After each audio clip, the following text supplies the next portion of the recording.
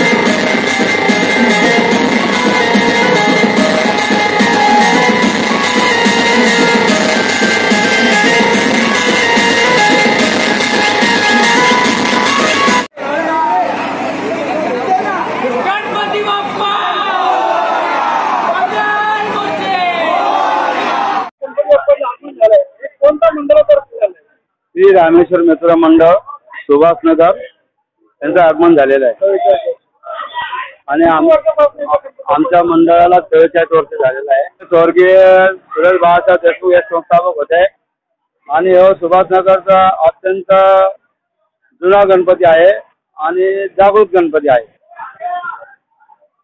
कोणकोणते अधिक कार्यक्रम राबवतात? आता आम्ही 10 दिवस याच्यामध्ये पहिले भजन ठेवतो, मंगळगौरीचे लेडीज लोकांचा कार्यक्रम ठेवतो, लहान मुलांचा संत खेळ ठेवतो आणि खो खोही ठेवतो आणि यावर्षी आम्ही छोटा होमस्टे पण आणलेला आहे.